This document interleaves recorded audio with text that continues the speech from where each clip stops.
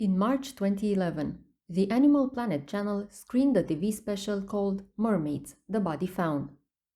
It presented video footage of alleged mermaid sightings and featured interviews with several scientists. One of them described as a former scientist with the National Oceanic and Atmospheric Administration. It was sensational news, and people all over the world reacted to the possibility of humanity finally being able to prove the existence of these until then thought of as mythical creatures. There it all was on Animal Planet, videos, scientific evidence, and all. What a spectacular moment in the history of humanity, right? Well, no. As if the obvious computer-generated imagery was not enough to come to this conclusion, the producers of the show presented a blink and you'll miss it disclaimer at the end of the so-called documentary, admitting that it was all a hoax. This was a science fiction program. The scientists were actors. The footage was fake, and well, no mermaid body was found. Even with this direct information about the show being fake, docufiction, or a mockumentary, the public was divided, and many believed the evidence to be valid still.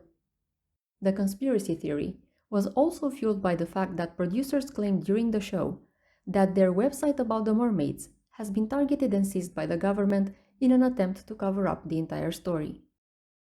In fact, the show was so successful that a sequel, Mermaids: The New Evidence, aired on the same Animal Planet in 2013. It registered record ratings.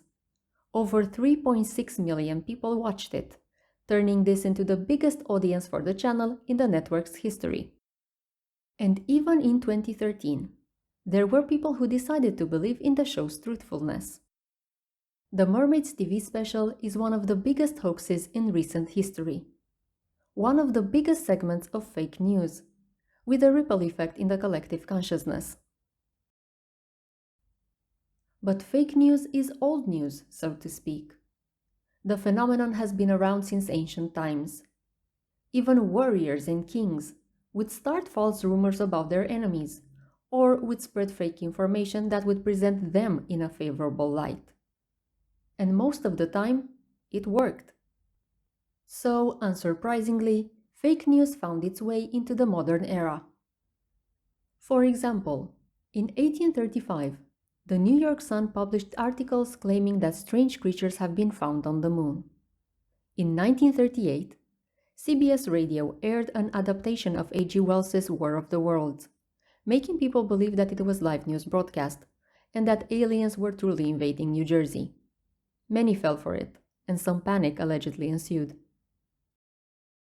In present times, fake news and misinformation is all around us.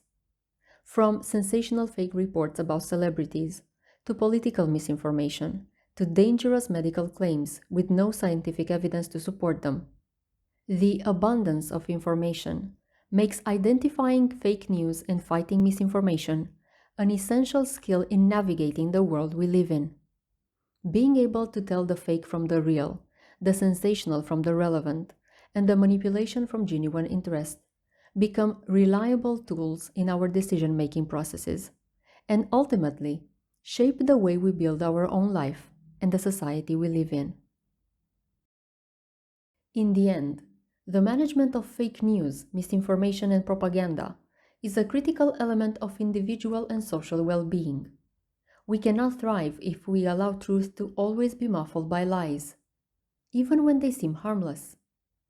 Helping you make good enough or better informed choices is the primary goal of this course. I am Lucia Grosaru. Welcome to How to Identify Fake News and Fight Misinformation.